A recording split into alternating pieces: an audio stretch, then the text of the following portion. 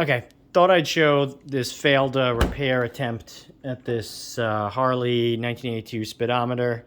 It's not too different from auto gauges that I have fixed, but this one's slightly different. So in order to get this out of the case, which goes in here, and then you have this, you have to pry the edges. It takes a while to do delicately because obviously you don't want to ruin them.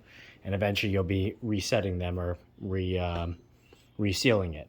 That plus 2 screws on the back here that go hold the unit in the back, and you'd be pretty much all set, except that this has, or it had, a trip function, and there's a shaft that comes out the side.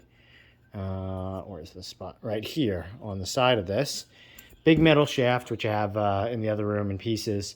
And although I removed some clips and whatnot, which I thought would free the shaft, would not move, seemed to be sealed stuck. And so the only way to get it out was destroying that shaft. Could obviously get parts with the broken thing, as long as it's got a functional trip. You should be able to put a new trip meter in and not affect the original mileage, which is still intact. How these work, in case you're not familiar, is you have a needle on a metal cylinder, and then you have a magnet behind it. And so, just to show you, this spins, and I'll show you in a minute, and the magnetic force is what holds the needle in place.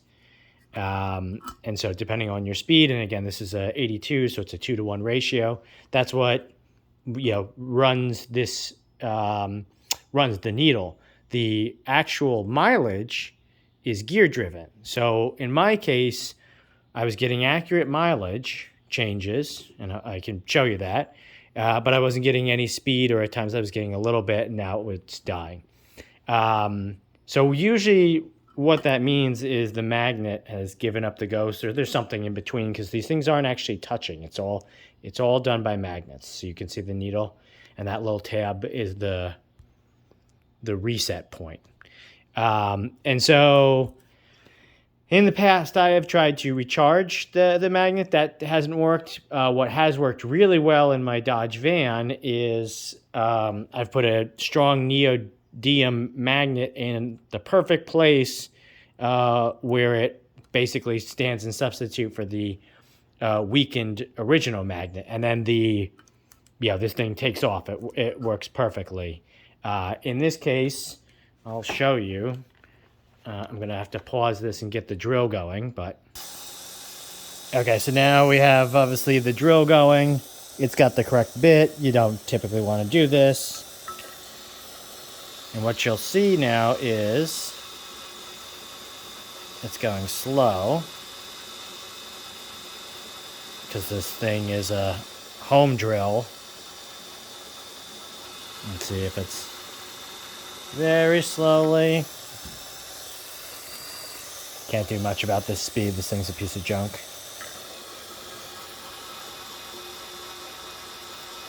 You can start to see. So anyway, it's coming up. Very slowly. The 8 is coming up.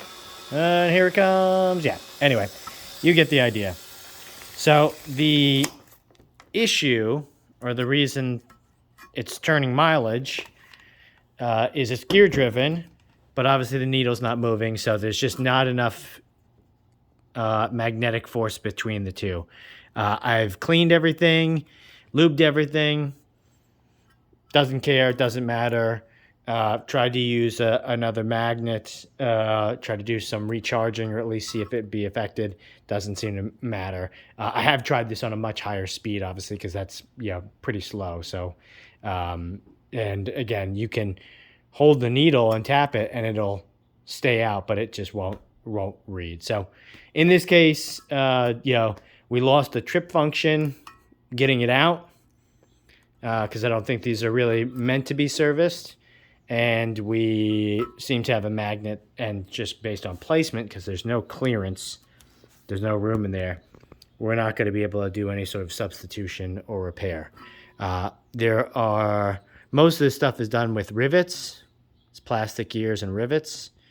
The plastic gears is for the trip part. Everything regarding the main mileage, except for up there, is actually metal. So, it's going to be a tough decision. I can go get parts, and I could sacrifice another one and then repair the trip function and get the shaft back in.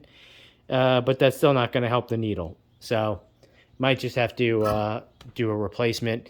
Earlier ones are 1-to-1 ratio. So if you get the ones that are like half a screen that go to 80, anything I think before 80 and down, I think are 1-to-1 ratio. Anything that hooks into a transmission is a 1-to-1, and everything into a front wheel is 2-to-1. So I don't know if you could change the gearing at the drive at the wheel. They might have an option to do that, in which case you could go back and forth. So hope this is helpful. Just to find out that, in all likelihood, if yours is showing mileage changes but not speed, you're kind of effed.